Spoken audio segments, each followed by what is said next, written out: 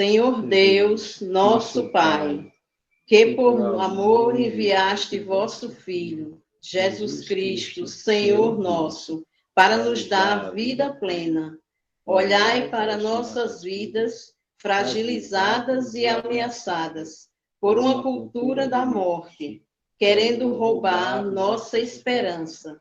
Que o vosso Espírito Santo nos impulsione a sermos famílias missionárias na construção do vosso reino, promovendo e defendendo a vida, desde a concepção até o fim natural. Com a intercessão de Nossa Senhora Aparecida, agradecemos o dom da vida e nos comprometemos em cuidar de todos os que nos foram confiados, na mesma medida da vossa compaixão. Amém.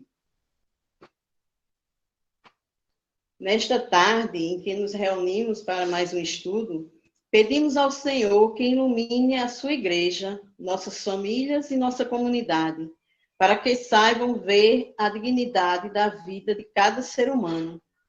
Como pede o Papa Francisco, que os líderes políticos possam investir na saúde, reforçando as estruturas e recursos profissionais, para garantir a todos um atendimento adequado, no respeito pela dignidade de todos, especialmente neste tempo de pandemia da Covid-19.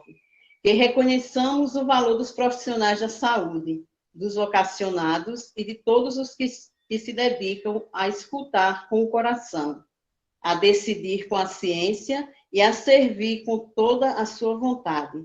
Que São Lucas interceda por nós. Amém. Amém. Vamos cantar um pouco.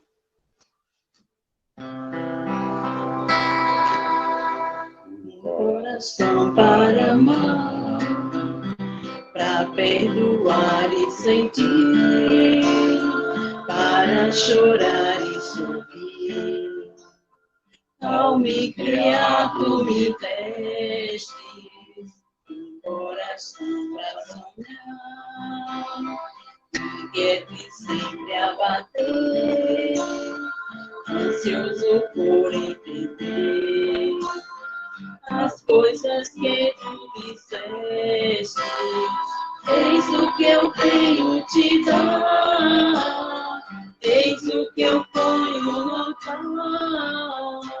Toma, Senhor, que ele é teu, meu coração não é meu.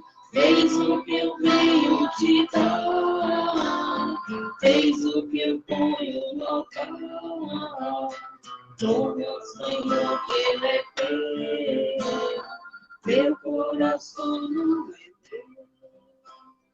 Quero que o meu coração seja tão cheio de paz, que não se sinta capaz de sentir onde eu não fui. Quero que a minha oração possa me amadurecer, leve-me a compreender as consequências do amor. Eis o que eu venho te dar, eis o que eu posso dar.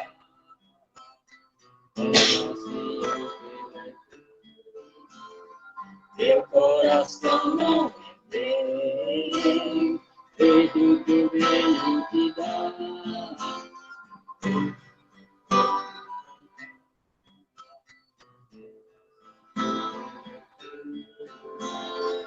Meu coração não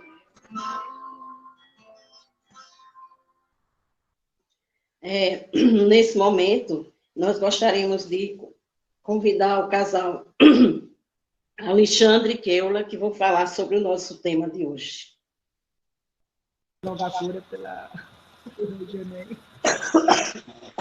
Já que hoje estamos falando de cura, né? Vamos pedir logo a cura para a garganta de Rejane. Estou precisando. Boa tarde, eu sou o Alexandre de Keula. Eu sou Keula de Alexandre. E nós estamos aqui hoje para poder contribuir com vocês nesse estudo, né, desse Hora da Vida, né? Então, a gente selecionou alguns tópicos aqui. A gente não vai ler diretamente, a gente vai ver do que a gente viu interessante e passar para vocês, né? Então, não sei se todos estão com o subsídio na mão, na tela, de que formas estão, mas a gente tem, né, logo abaixo aí da oração inicial, da canção, sobre Deus nos fala, né? E o subsídio nos traz, né, essas passagens bíblicas de Eclesiásticos, né? Se a gente for ver essa abreviatura, Ecles, ela está até, eu acho que teve até um erro de grafia aí no subsídio. Porque quando é eclesiástico, é Ecles. Né? E aí está Ecles. Então, o Ecles é de Eclesiastes. E se a gente for procurar na Bíblia, a gente não vai encontrar, porque Eclesiastes só tem até o capítulo 12.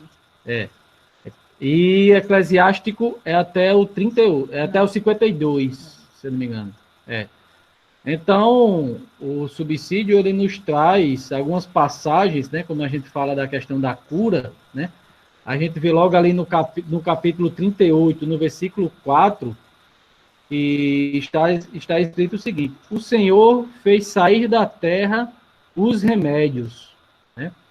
Então, a gente pode tirar dessa passagem, né, relacionado à cura do que a gente está tratando hoje, é que várias vezes, quando a gente vai ao médico, logo o médico começa a perguntar o que a gente está sentindo, aquela conversa, né, aquela entrevista, e logo somos orientados a nos alimentar melhor, né, a procurarmos consumir mais alimentos naturais.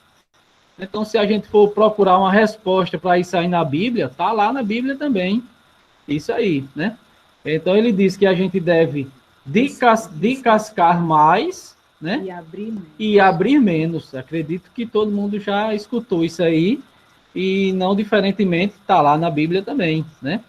No versículo 6, a gente vê que foi o Senhor quem deu a ciência aos homens, né? A gente tem, acredito que também todo mundo já escutou falar, é uma grande tendência que a gente está percebendo, que a gente já escutou, de que também precisamos dos médicos para sermos curados, né?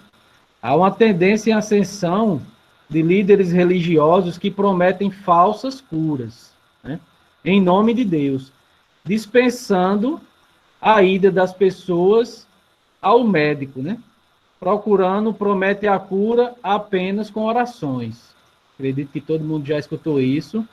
Isso é um perigo, né? Isso é muito perigoso, porque dependendo do tamanho da nossa fé, nós temos que buscar a Deus primeiramente, para Ele nos dar força, nos curar, mas não podemos dispensar os médicos, né?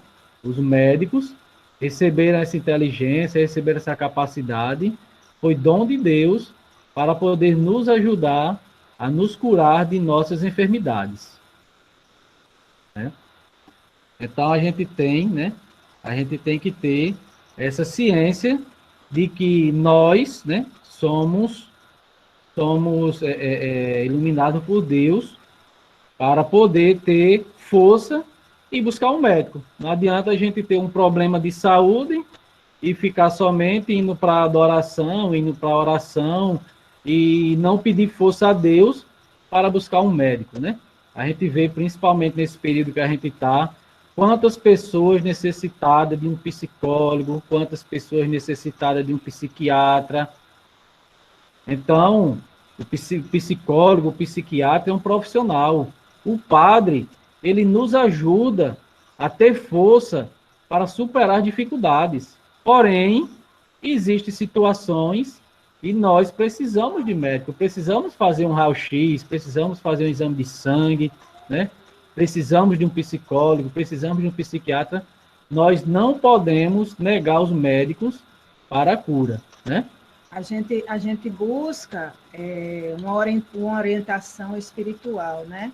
Na igreja, a gente busca a nossa, em oração, estar na presença de Deus, né? Quando a gente reza, a gente pede a Deus essa iluminação para a nossa vida, para nos conceder as virtudes necessárias.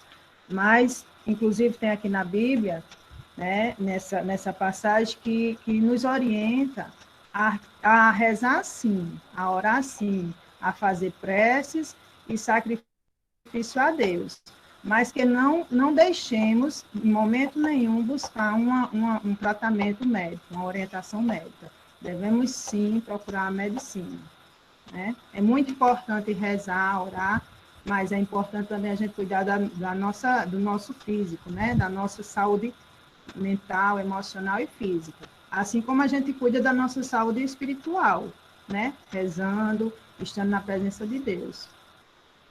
Então, logo a seguinte, a gente tem as questões para partilha, né? Como a gente viu que o título é Cura, Dom de Deus, Missão da Igreja e dos Médicos, né? Então, essas questões para partilha, neste ponto das questões, o bispo, né, de Rio Grande do Sul, Dom Ricardo Ropes, que é o presidente da Comissão Episcopal, ele começa a nos questionar se nós, eu e você, que está aí, né, olhando para mim, podemos agir em prol da vida de alguém, né?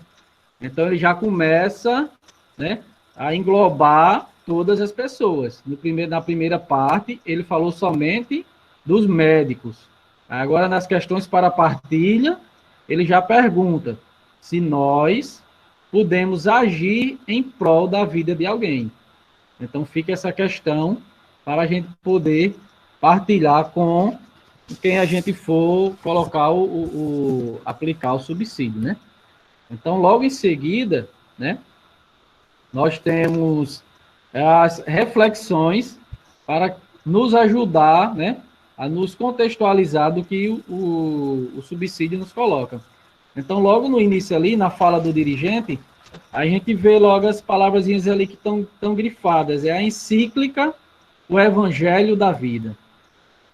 Eu não sei se todo mundo já teve contato com essa encíclica, mas a gente já tinha tido uma vez. Durante essa semana a gente estudou mais ela, né? A gente não tem como fazer um estudo sobre ela, mas a gente vai colocar os principais pontos, que é o que aborda nessas questões para reflexão, né? Em 1995, diante de uma grande demanda dos métodos contraceptivos, o aborto ganhava cada vez mais força, né? Então, essa encíclica, ela surge num contexto interessante da vida humana, onde começavam a se definir no mundo as legislações que são contrárias à dignidade da pessoa e o respeito da vida humana. Então, era aborto, era contraceptivo, e a igreja se resguardando de ter como falar, né? Então, graças a Deus, né? Iluminado por João Paulo II, iluminado por Deus, escreveu essa encíclica, que o nome dela, né, é Evangelho Vitae, né? Então, se a gente for analisar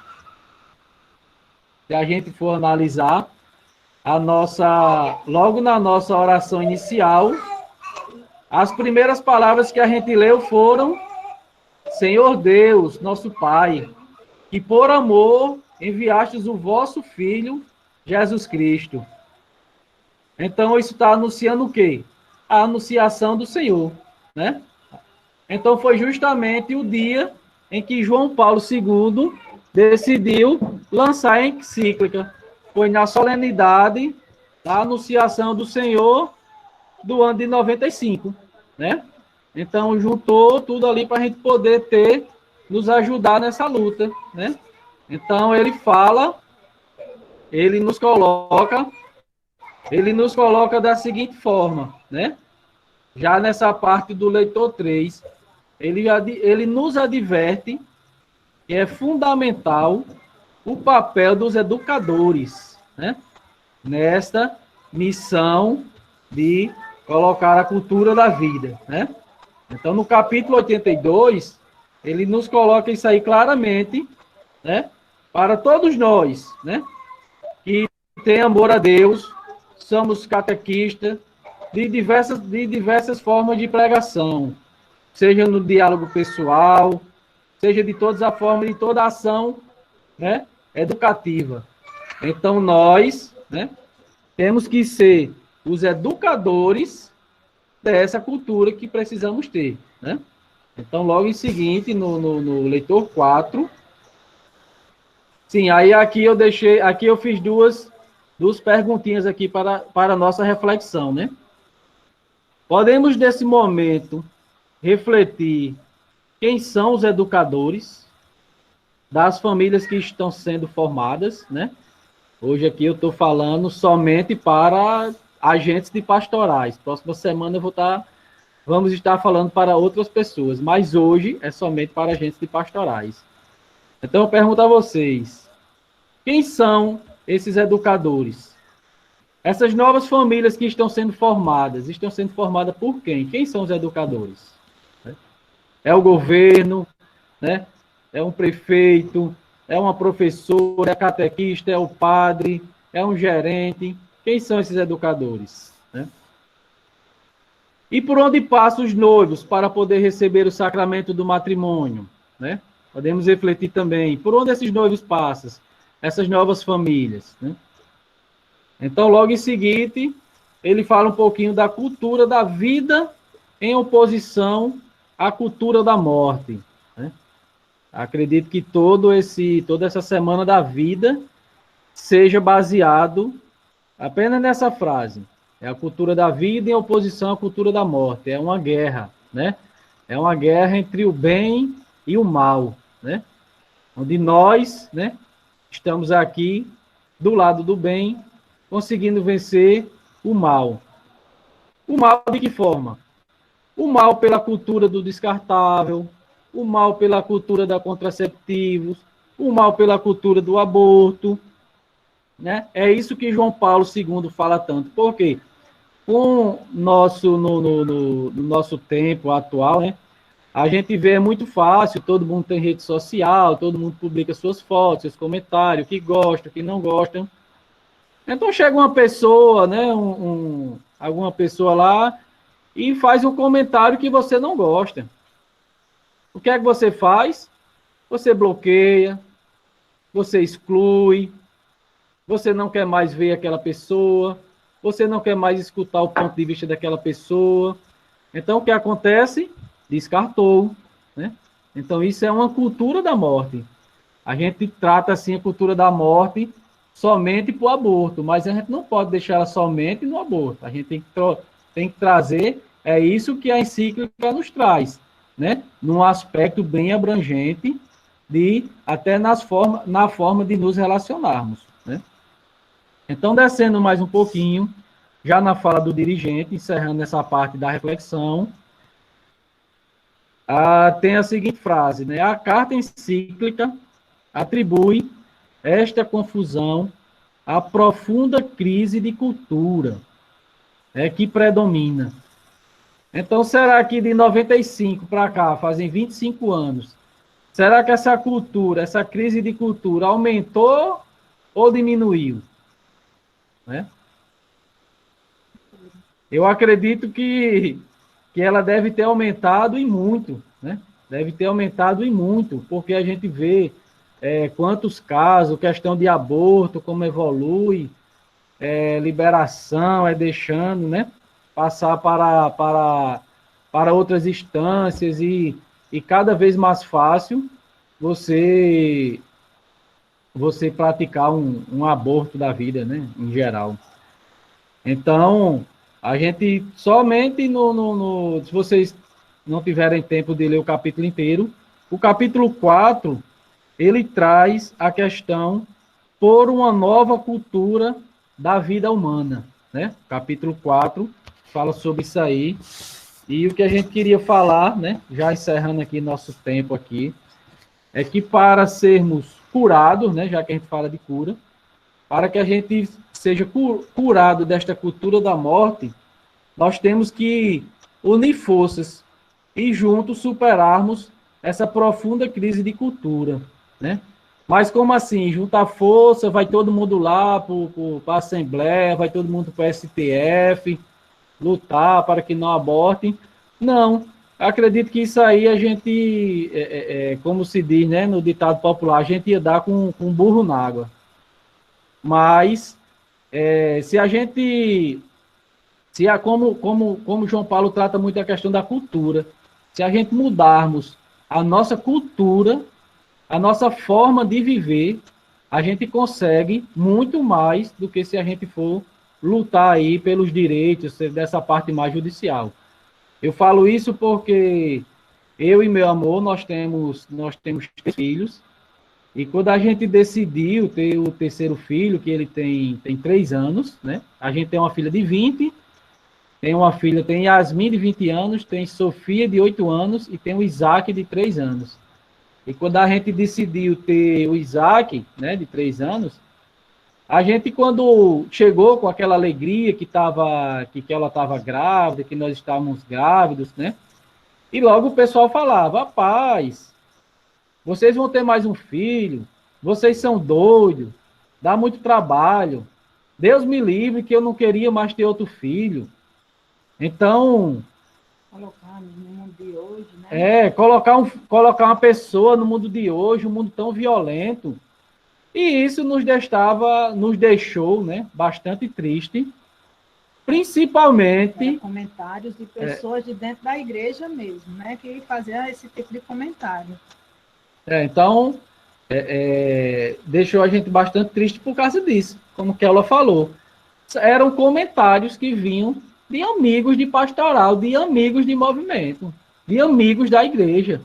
Quer dizer, a gente esperava outras pessoas falarem isso, amigo de trabalho, vizinho, né? Até alguns familiares, mas disso aí de amigos de pastoral, de amigos de igreja, a gente nunca esperou essas palavras.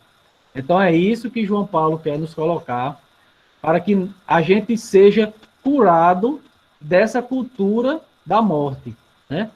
Que a gente tenha, né, a capacidade de nos curar. E de que forma? De uma forma que a gente deve ser propositivo. Não basta a gente falar o que é certo. Não basta a gente dizer que faça isso. A gente tem que propor. A gente aqui, quando eu falei quem eram os educadores, por onde as famílias estão passando, eu queria fazer vocês refletirem para a própria formação dos noivos, né? Todos aqui são de pastoral familiar, todos aqui têm contato com os noivos, que são as futuras famílias.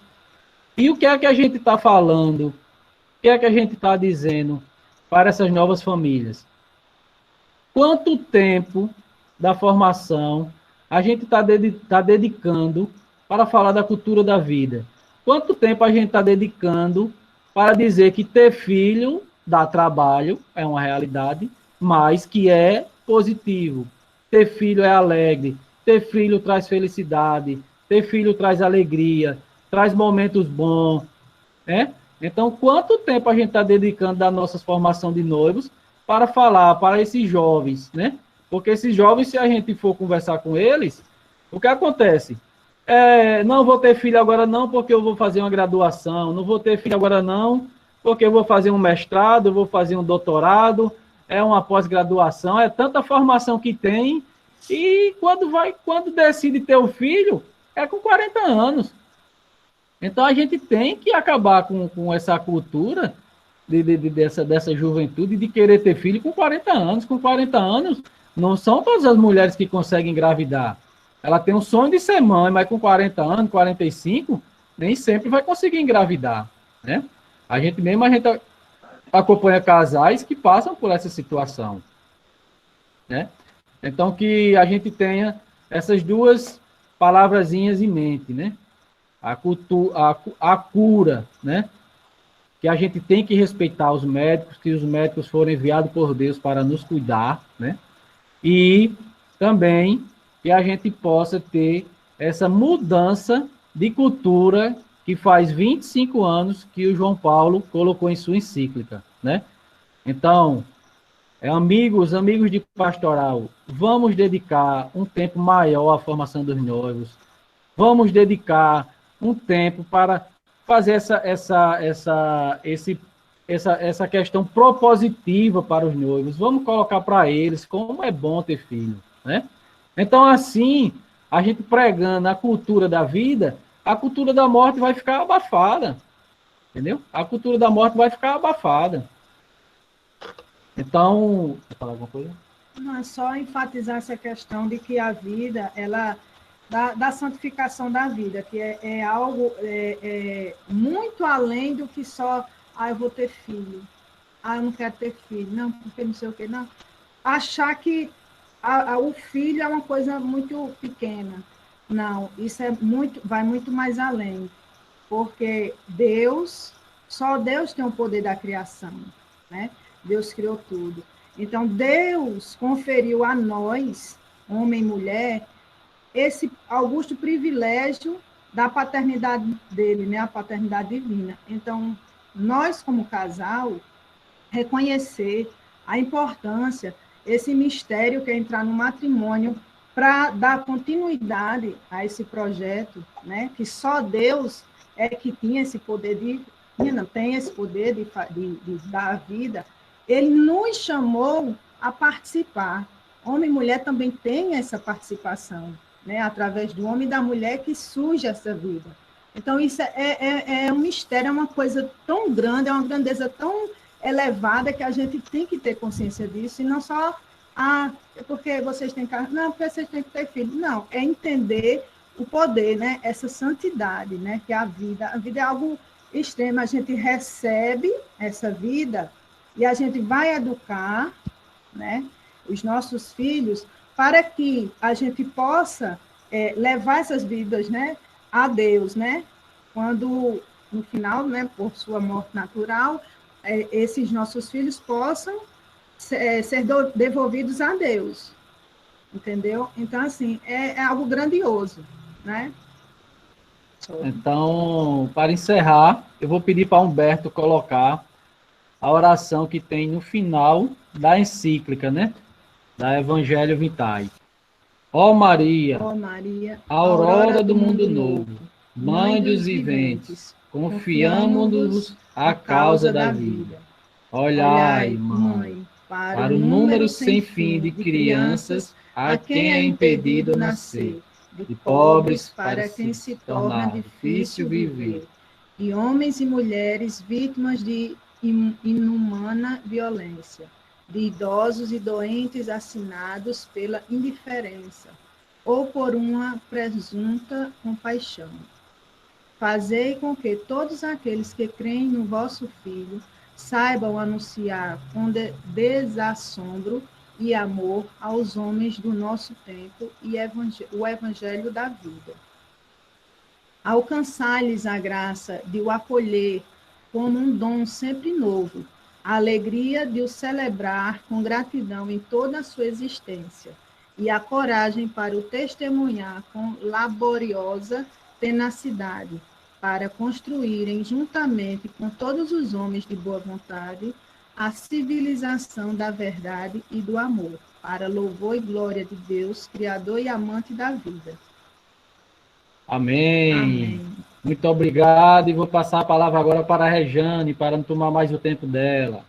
Então, eu gostaria de agradecer a vocês pelas belíssimas palavras, né? Por toda a instrução que vocês passaram para a gente, e por esse testemunho no final sobre os filhos. Realmente é uma bênção de Deus os filhos na família de um casal, né? Na vida de um casal. Só quem tem os filhos é quem sabe. E é essa nossa missão, passar para esses jovens que ainda não têm filho, essa visão de que o filho é uma bênção para o casal. É ele que justifica o matrimônio.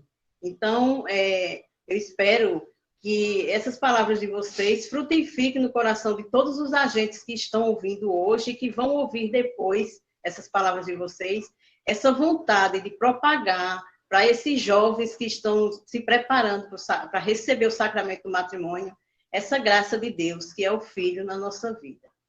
E, para continuarmos falando sobre cura, que é um dom de Deus, missão da Igreja e dos Médicos, nós gostaríamos de falar sobre uma pessoa muito importante para todos nós, assim, que ela passou nas nossas vidas, né?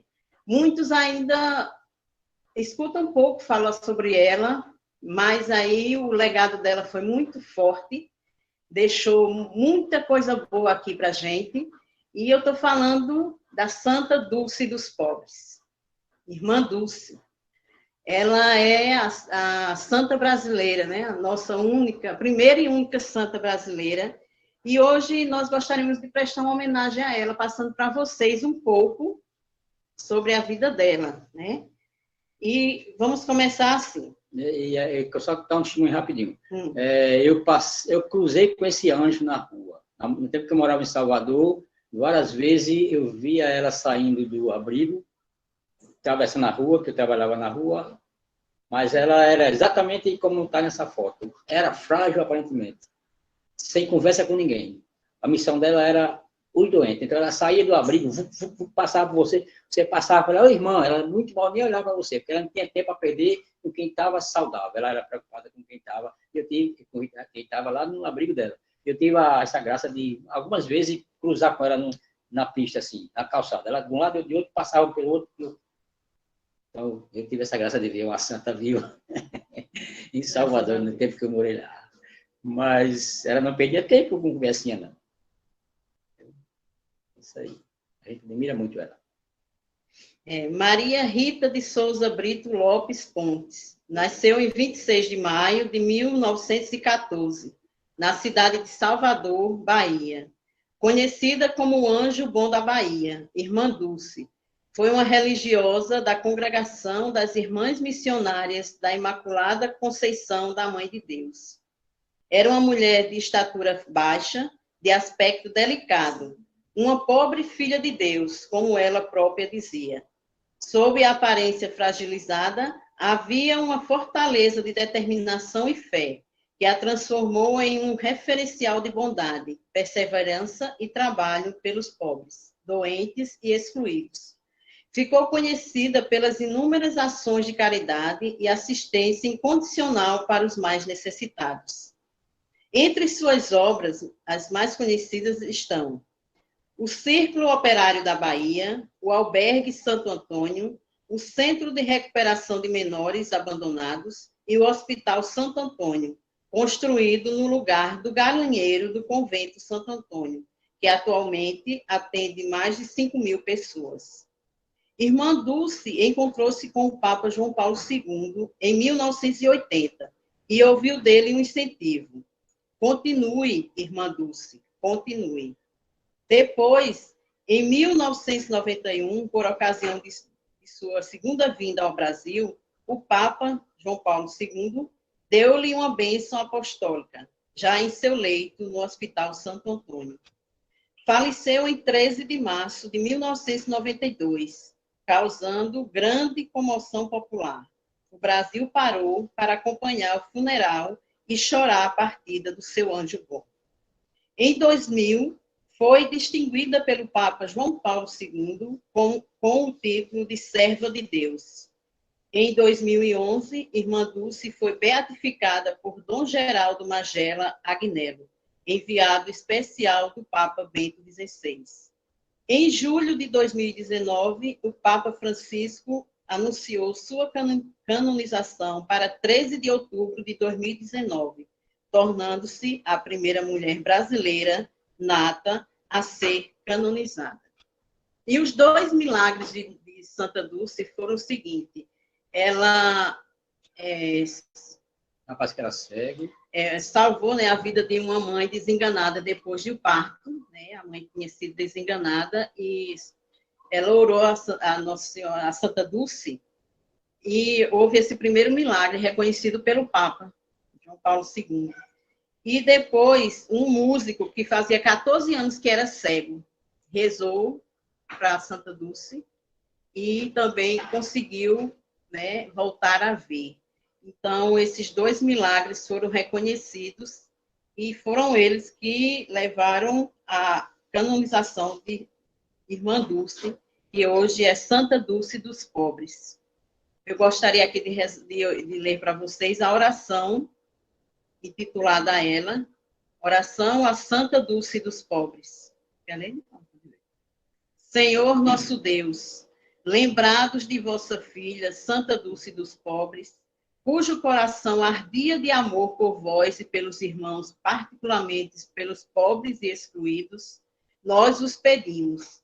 Dai-nos idêntico amor pelos necessitados. Renovai nossa fé e nossa esperança. E concedei-nos, a exemplo desta vossa filha, viver como irmãos, buscando diariamente a santidade, para sermos autênticos discípulos missionários de vosso Filho Jesus. Santa Dulce dos Pobres, tu que abraçastes a cruz da humildade e da caridade, alcança-nos a graça de continuarmos servindo a Deus e a nossos irmãos com amor. Intercede por nós e obtém-nos do Pai a graça de enfrentarmos as dificuldades com fé e esperança. Amém? Aí é onde a gente vê o que foi falado na encíclica do João Paulo II.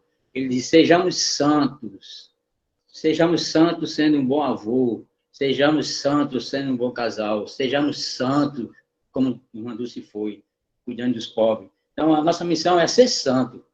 E como eu tive a graça de ver a irmã Dulce, aquela pessoa tão frágil, de repente era uma santa, meu amigo, então eu posso ser santo. Você também pode ser santa. É só você fazer isso, amar o irmão. Eu sei que é muito importante que a gente reconheça, né, a importância de um médico, mas Nossa Senhora, Santa Dulce dos Pobres, ela não era médica, ela era uma freira. Assim como eu sou uma mãe, Edival é um pai, né? Vocês são mães, são pais, vocês são amigos do trabalho, vocês são filhos, são netos. Então, através da boa ação, da vontade do coração de servir ao próximo, Santa Dulce dos Pobres, ela entregou toda a sua vida. Ela começou a sua missão com 13 anos de idade. Ela era uma criança e já ajudava os mendigos nas ruas. Ela já procurava lugares para levar os doentes, para cuidar, né? Então, a gente gostaria de deixar nessa tarde essa mensagem a vocês, que o tema nosso é cura, dom de Deus, missão da igreja e dos médicos. Em que nós nos encaixamos nesse tema? Ele é um dom de Deus e Deus passa esse dom para a gente. Então, é a missão da igreja. Nós somos a igreja. Então, é a nossa missão buscar a cura, primeiramente para a gente, para os nossos em casa e para aqueles que a gente está resgatando lá fora e buscando e levando a palavra de Deus. Muitas vezes a gente acha que está cansativo a caminhada, né?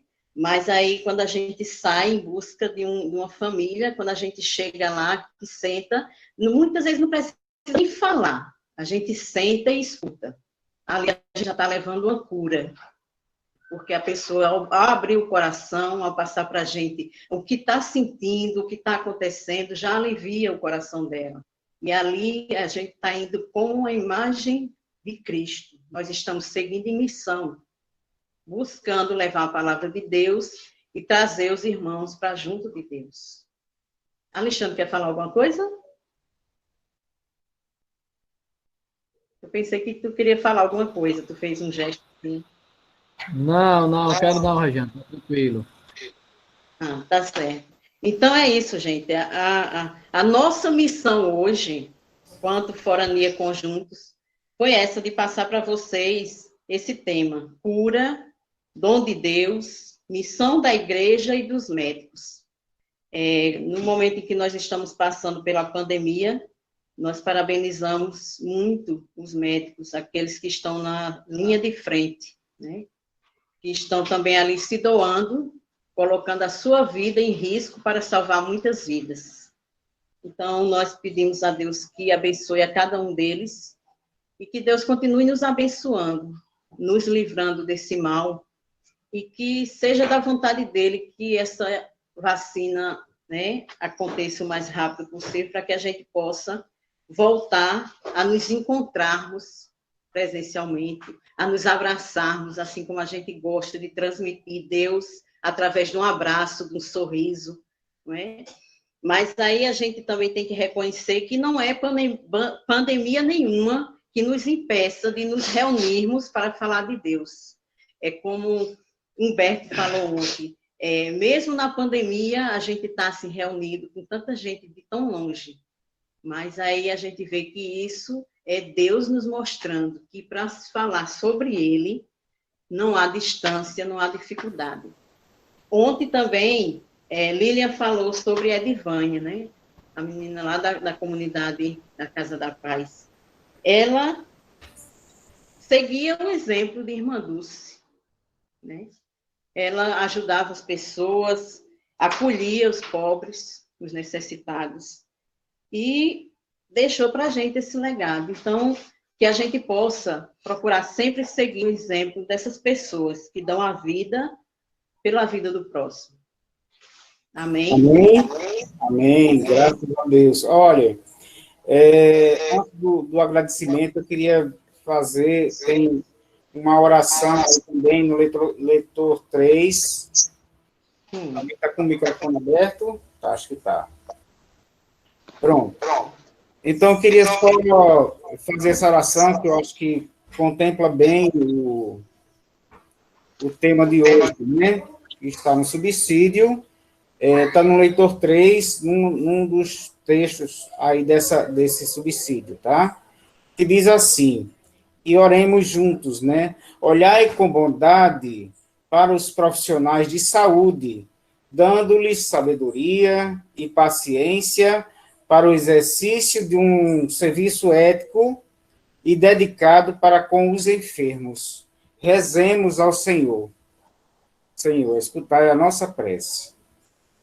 Bom, queremos desde já agradecer a Alexandre, Keula, a Rejane e Val, né, por ter nos proporcionado esse aprofundamento nesse 7º tema da Semana Nacional da Vida, e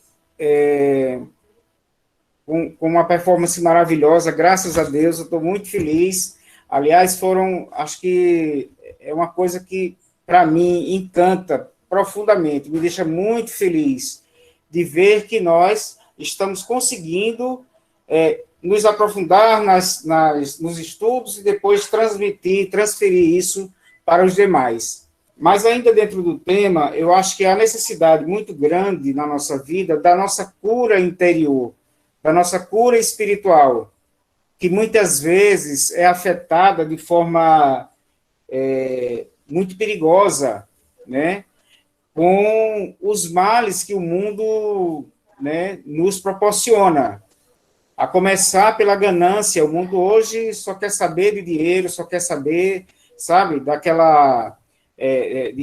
do ter, e nunca, assim, muito pouco do ser. Então, a gente precisa trabalhar essa questão da ganância, da vaidade. Nós não podemos estar querendo, a todo tempo, sermos os protagonistas, sermos aqueles baluartes, aquelas pessoas que querem fazer... Não, tem que ser simples assim, como o Alexandre foi, como Rejane e Val foram, como tantos outros que passaram por essa semana. Eu não vou continuar a minha fala em relação a isso, para não influenciar a avaliação que nós vamos ter. Mas há que se ter cuidado, sim, com a inveja, com tantos outros sentimentos que vão adoecendo o nosso espírito. E nós precisamos... E qual é a cura para esse nosso espírito? A oração que nos conduz a Deus, que nos dá sintonia, que nos proporciona essa sintonia com Deus. Então, é através dele, é através da invocação do Espírito Santo que vem curar os nossos males, que vem nos dar condições da gente exercer o nosso serviço com dignidade, e não com hipocrisia. A gente precisa ter dignidade naquilo que nós estamos fazendo, ainda mais quando estamos fazendo aquilo para Deus. Então, eu achei esse modo, assim, essa experiência, algo que, graças a Deus, vem o Espírito Santo nos iluminar e nos dar condições para a gente poder fazer esse trabalho tão bonito como foi feito até hoje. Então, estou muito feliz por isso, tá? Uma pequena recomendação também que eu gostaria de deixar para vocês. Não foi só esse aprofundamento que nós fizemos, esse estudo que foi partilhado de forma fantástica, maravilhosa, que vai, digamos assim, dispensar o estudo mais acurado desse subsídio, que é tão bonito, que é tão rico. Então, façam em casa. Se não achar ninguém que faça, você mesmo faz consigo mesmo. Mas leiam cada capítulo, cada tema que foi feito, que foi abordado, para que a gente possa crescer ainda mais em sabedoria, tá certo? Eu recomendo isso para vocês, tá bom? Então, eu só queria, mais uma vez, enaltecer a todos esses que, direto ou indiretamente, né, Beto, que tem organizado esse trabalho de uma forma bonita, sabe? Não posso deixar de falar, eu não quero ser injusto para não falar o nome de ninguém, né, que todos merecem, inclusive os que participaram, porque valorizaram um pouco daquilo que foi passado durante esses dias, né? Segunda, quarta, sexta e hoje. Então, isso tudo provém de Deus. Provém de Deus. É isso que Deus quer de nós, né? Esse esforçozinho que eu sei que muita gente trabalha, só teve uma horinha ali, né, Alexandre, para tirar, para aprofundar mais um pouquinho o tema, de estudar, de ir na palavra, arrepia um pouco, emociona um pouco, mas a gente vê que no final a gente consegue ter esse resultado bonito. Fazer o nosso registro fotográfico. Manda abrir, quem tiver com a webcam desligada, puder ligar aí, ó, e dar um sorriso para a gente fazer o nosso registro de hoje. Judi vai aparecer na foto. Ei, Judi. Pode botar os netos também. Ah, vamos nós. Todo mundo.